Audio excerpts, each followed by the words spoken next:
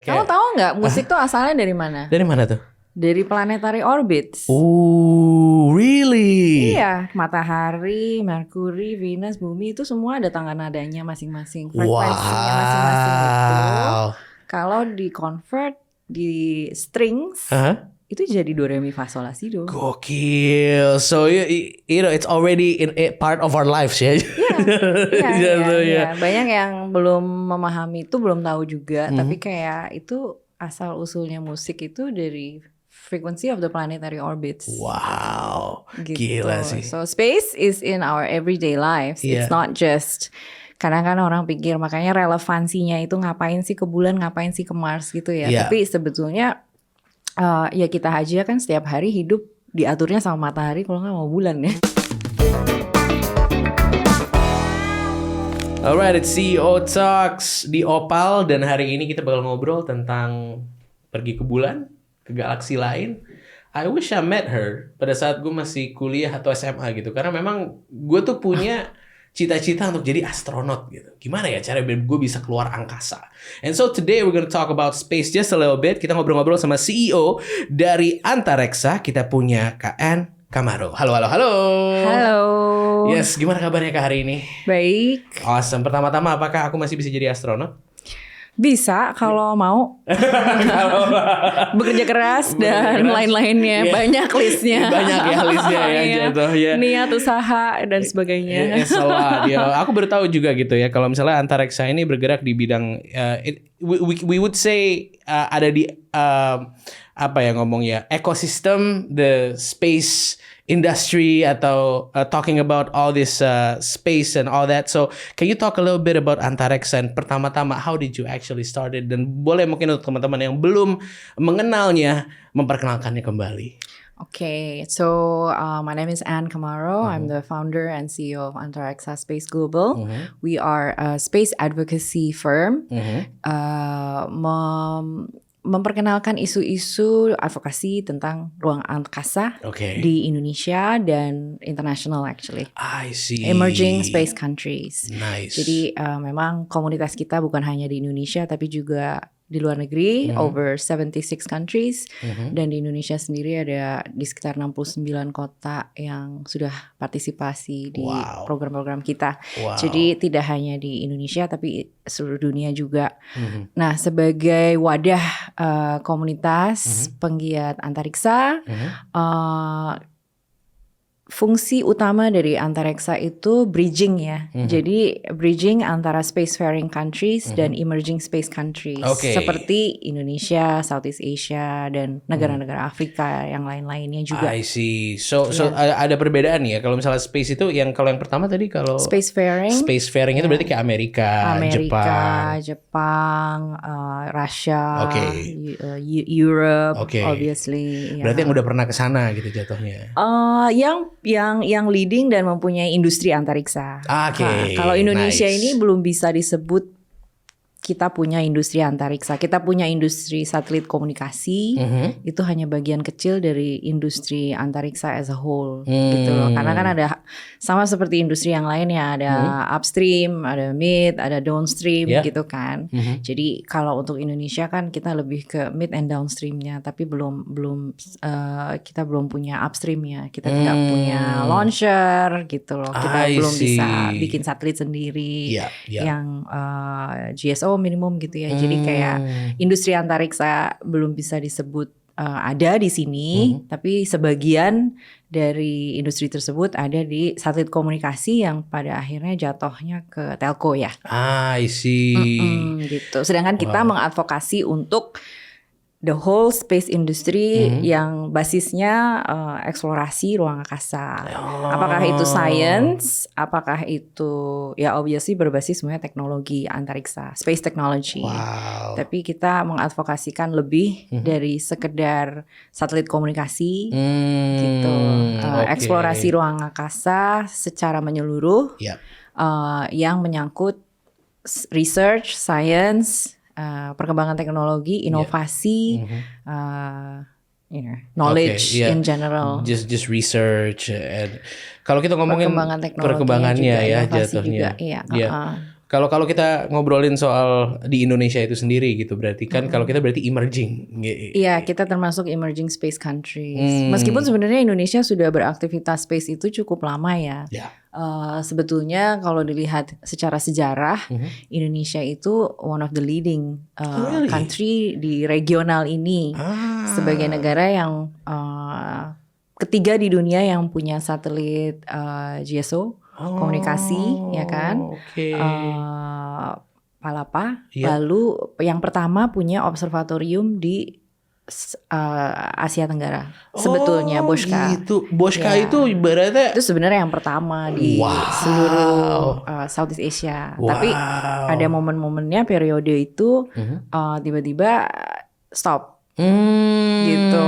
Jadi di situ kita hilang banyak sih. Kita hilang banyak, lalu disusul oleh sekarang apalagi tertinggal sangat jauh dalam konteks yang kalau satelit komunikasi kita cukup aman ya, karena kita memang cukup rely on the technology untuk connectivity di Indonesia, meskipun masih sangat kurang gitu loh. Tapi oke lah, sekarang ada Starlink dan lain-lainnya. Masih kurang juga tetap untuk Indonesia Timur. Betul. Tapi kalau yang lain-lainnya kita sangat jauh tertinggal gitu. I see. Tapi pada awalnya itu Indonesia tuh sangat one of the leaders untuk regional ini. Nah makanya pertanyaannya kenapa dan sampai sekarang ini belum ada political will untuk kesana, sedangkan hampir 80% atau 85% negara di dunia ini sekarang semuanya masuk ke space economy, sangat giat dalam space activitiesnya mereka, menginvestasikan juga tidak hanya SDM tapi juga uang ya. Sedangkan di Indonesia ini kok masih belum ke arah sana. Iya, padahal itu sangat penting gitu loh. Iya. Mereka pasti punya kayak space agency atau mungkin space program gitu kali ya. Kita punya. Kita juga punya ya berarti ya. Kita kan punya 8 yang sekarang sudah berubah menjadi ORPA, Organisasi Riset Penerbangan Antariksa. Itu menjadi sebuah unit di BRIN, Badan Riset Inovasi Nasional kita, dan jadi dulunya kan 8. Nah, BRIN ini kan merging ya antara berbagai macam badan. Ya kan, ada Batan, ada Lapan, ada BPT dan segala macam. Wow. Gila sih. Emang banyak sih dulu pas aku masih kuliah pasti teman-temanku yang kayak oke aku mau jadi seorang researcher, aku mau masuk ke BRIN gitu misalnya. Iya kan? Masih bisa loh, BRIN lagi rekrut. Banyak sekali, kita butuh ya apalagi untuk antariksa. Sebetulnya BRIN memberikan beasiswa untuk ke Jepang ya. Jadi kalau ada yang tertarik dari kalian untuk mempelajari teknologi antariksa lebih jauh lagi, khususnya untuk synthetic aperture radar, negara ini memberikan beasiswa sebetulnya dan kesempatan untuk S1, S2 belajar lebih lagi gitu tentang itu, expanding everything jatuhnya. Karena kita memang membutuhkan SDM tersebut yang itu memang masih sangat sedikit bahkan tidak ada gitu loh. Benar. Iya, kayak karena aku ada di bidang musik, kayak dia pensiun musik semuanya. Gue mau jadi researcher gitu. That's crazy, right? Kamu tahu nggak musik tuh asalnya dari mana? Dari mana tuh? Dari planetary orbits. Oh, really? Iya, matahari, Merkuri, Venus, bumi itu semua ada tangga nadanya masing-masing, frekuensinya masing-masing gitu.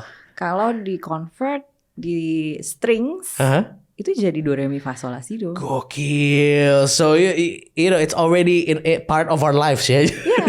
Iya. Banyak yang belum memahami itu, belum tahu juga. Tapi kayak itu asal usulnya musik itu dari frequency of the planetary orbits. Wow. Gitu. Gila sih. So space is in our everyday lives. It's not just. Karena kan orang pikir makanya relevansinya itu ngapain sih ke bulan, ngapain sih ke Mars gitu ya. Tapi sebetulnya ya kita aja kan setiap hari hidup diaturnya sama matahari, kalau nggak mau bulan ya.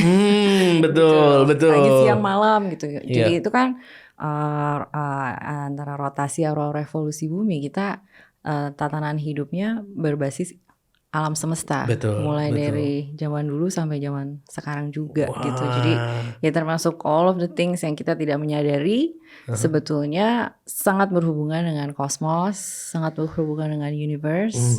So when people think and say that like space is not relevant, it's very very wrong actually. Like space is highly relevant gitu. It's definitely something yang mungkin sekarang kalau dilihat di kasat mata belum kelihatan gitu untuk orang awam, tapi mungkin in the future with what you said space economy ya dengan kita menggunakan Starlink aja dengan menggunakan all the satellites, I guess it is very relevant and definitely we use kan gitu. Ya makanya butuh advokasi seperti yang kita lakukan, memberikan pencerahan, ya kan, memberikan awareness dan knowledge kepada orang banyak bahwa aplikasinya itu di mana saja, relevansinya terhadap kehidupan kita sehari-hari itu apa aja. Dan kalau misalnya nanti ada yang namanya badai matahari, yang kita tidak bisa kontrol ya, yang namanya matahari kan nggak ada on and off-nya ya gitu loh. Tiba-tiba aja dia gitu loh meledak atau ada badai dan itu kena semua satelit yang ada di orbit dan itu bisa mengacaukan segala sesuatu yang ada di kehidupan kita di sini karena kita semua sudah sangat tergantung dengan teknologi satelit. Betul. Ya, so itu yang harus diantisipasi dan jadi mitigasinya apa, kita harus bagaimana gitu loh. Oke. It's not relevant until it is relevant. Sampai kerasa. Ya karena gitu ya. Ya tunggu besok deh kalau baru kejadian gitu kan. Kalau untuk Ibu Anne sendiri akhirnya mau masuk ke ruang angkasa, talking about space advocacy and so on. Itu awalnya dari mana? Where did that love come in?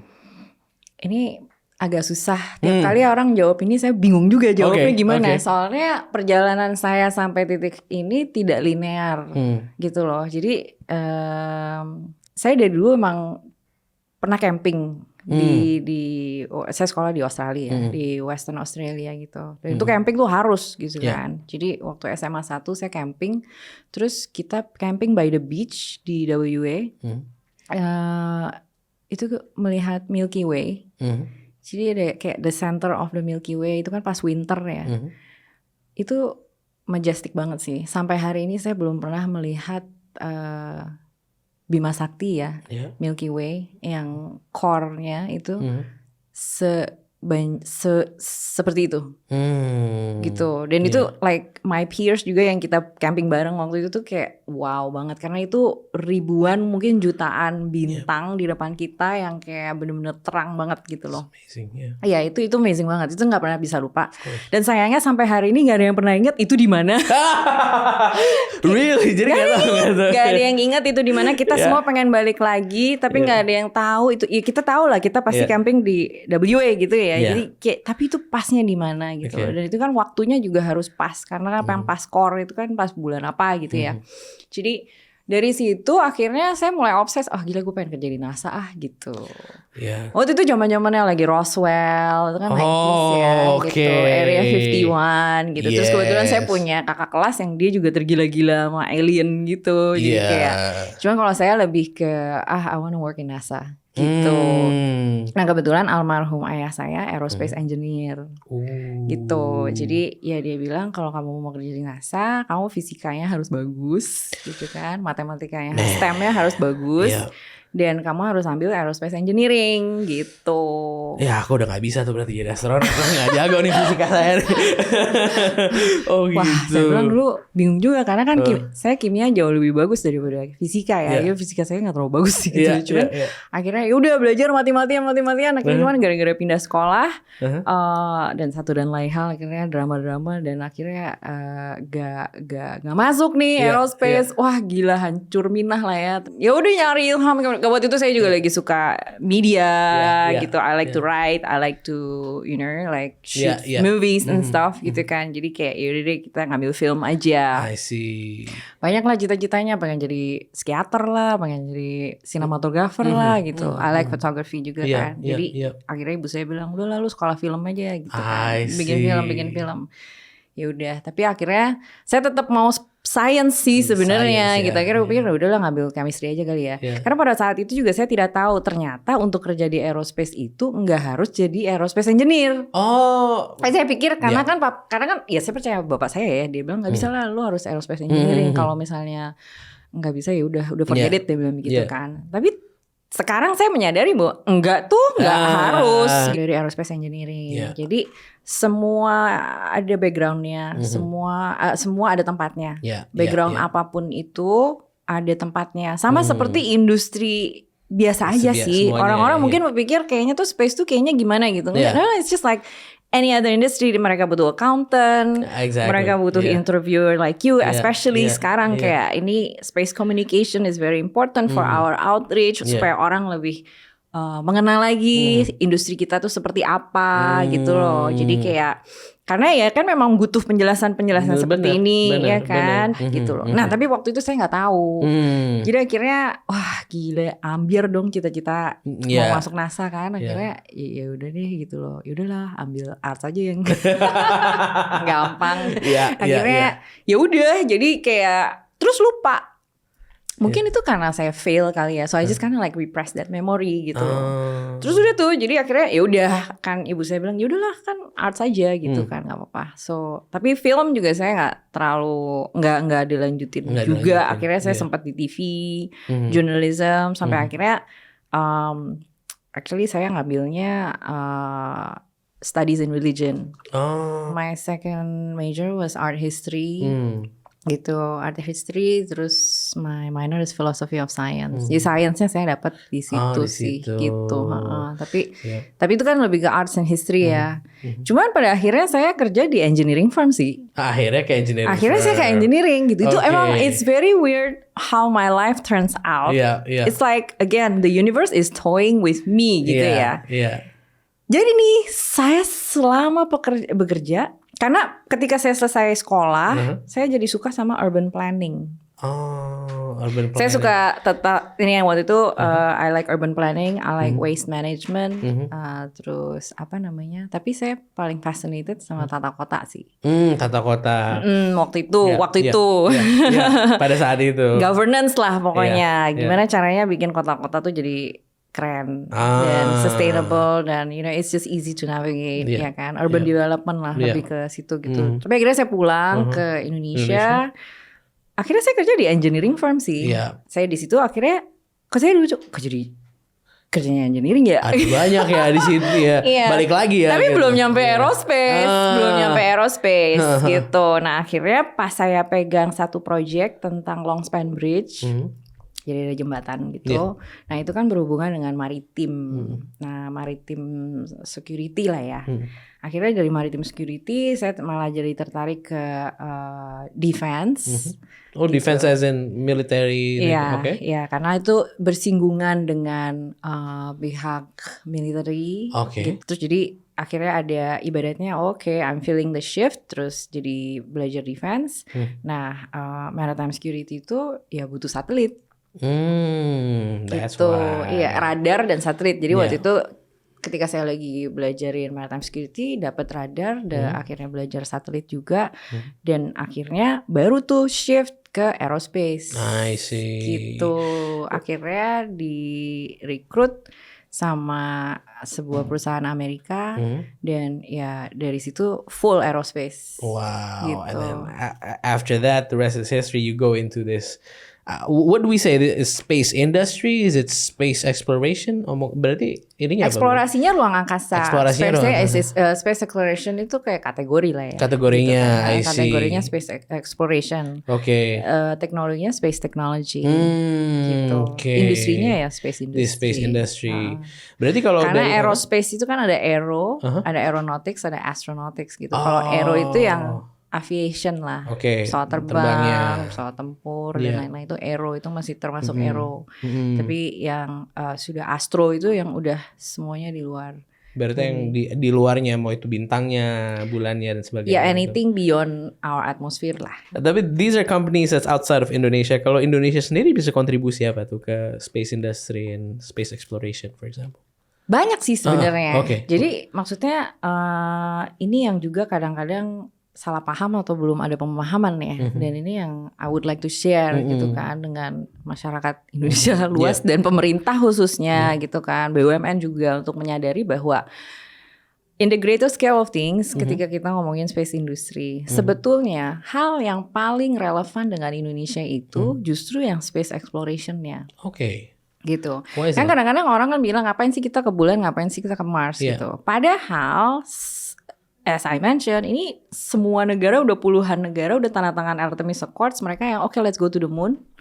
You know, let's do it. Let's do whatever it takes. Science, technology will work together, right, to go there. Karena teknologi, semua science dan teknologi yang dihasilkan dari riset tersebut itu aplikatif untuk kita di bumi. Untuk masalah-masalah kita di sini sekarang, gitu loh.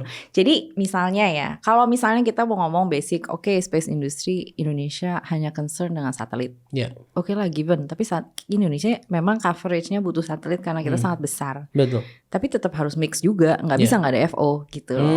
FO is fiber optic. Fiber optic itu ada beneran. Jadi kan sistem komunikasi kita ini kan berbagai mix ya. Ada yang dari satelit, ada yang dari undersea cable gitu, ada yang FO yang kabel-kabel di jalan-jalan gitu kan. Ya, so maksudnya ya itu semua harus di mix gitu, karena ada beberapa area karena Indonesia besar sekali, mau sampai kapan pasang kabel gitu. Kan, apalagi di sini road work, terus ada gempa, ada banjir, ada tsunami, gitu loh. Yang ya itu forever and ever pasti akan selalu ada gangguan sih, gitu. Jadi ya memang paling benar di Indonesia tuh negara satelit. Nah kalau misal buat anak mahasiswa yang lagi nonton kita, kan kebanyakan dari yang penonton kita kan mahasiswa, anak-anak muda gitu. Misalnya mereka mau berperan di industri atau dunia antariksa gitu. Kira-kira what can they do now? Yang pertama, you need to have the curiosity. Itu paling penting ya. You need to have the curiosity dan niat belajar. Dan gak pernah boleh bosan belajar, tidak boleh berhenti belajar. Saya tuh belajar setiap hari sampai hari ini. Udah civil engineering, udah environmental engineering, udah sampai teman-teman saya bilang, gila ya, lu tuh nggak stop belajar. Asli, lu kayak jadi kayak habis ini aerospace, abis ini environmental lagi gitu kan, kayak nggak habis-habis sampai hari ini terus. Dan apalagi di space itu setiap hari selalu ada yang baru. Space itu kan juga industri yang teknologinya selalu ada yang baru aja. Jadi kayak you have to keep up. Itu pertama. Tapi kalau untuk yang baru mulai, itu penting untuk mempelajari semuanya secara holistik. Gitu. Sampai akhirnya dia tahu dia tuh maunya, dia sukanya yang apa. Karena percuma juga saya bilang, oh ya space tuh opportunity-nya banyak, tapi kamu passionate di situ apa enggak? And first of all, not only you need to be curious, but you have to be passionate, karena dan pantang menyerahnya itu loh. Karena space is hard. Gitu. Industrinya penuh dengan orang-orang pintar yang kompetitif. Gitu. Jadi kalau kamu gak kuat, gak akan long lasting di situ. Tapi mungkin belajar dulu the whole spectrum. Itu tadi dari yang space science misalnya, ada astronomi, ada astrofisika, ya kan. Terus ada industri, teknologi, itu kan juga sangat banyak. Again, ada satelit komunikasi, ada satelit penginderaan jauh. Sekarang ada roket, maksudnya ada roket, ada satelit, ada rover, ada apa lagi? Berbagai macam layer teknologi lainnya, semiconductor, thermal, structure. Dan mau bagian dari mana? Kamu mau jadi engineer, kamu mau jadi researcher, kamu mau jadi akademia, ya kan? Kayak mesti mawas diri juga, kayak strength-nya tuh di mana, gitu loh. Kalau misalnya memang kamu nggak kuat di teknis, ya kamu jangan jadi engineer, gitu. Betul. Kayak saya kuatnya di relations, ya kan, gitu. Jadi ya saya selalu di business side of things, gitu. Dan ya harus ngerti teknis, harus mau belajar juga, gitu. Tapi kayak non teknis juga have a role. If not, everything is a lot of the project management stuff. You need to rely on all this non-technical stuff gitu kan. Koordinasi yang internasional. Bagaimana caranya? Kayak again, space is such an international cooperation. you have to work with a lot of different country, different people gitu. Jadi ini udah levelnya level bukan sektoral lagi tapi udah global dan humanity. Gitu. So itu harus dilatih juga. Okay, so pretty much having a knack to learn, dan pastinya juga understanding that the relations is not as easy as you think. Jadi kalau misalnya bilang aku mau jadi astronot, so there's a lot of things that I have to do, right? Jadi it's not just trying to get there to space. Well, ada space tourism. Oh ya, bisa juga kan ya. Yang pada saatnya nanti logikanya ya kayak kita naik pesawat terbang aja sih, bayar sekian, yang tiketnya nggak murah juga sih.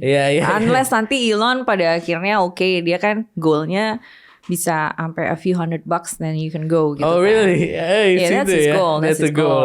But like I don't know when ya. Cuman so far sih he's on schedule. Tapi kayak ada perusahaan-perusahaan lainnya juga kan yang kayak misalnya suborbital itu kayak cuma naik sama turun aja. Cuman you see the edge of space gitu kan. Terus ada juga space perspective gitu yang kita bisa makan pakai balon gitu 6 jam ngelihat curvature of the earth gitu.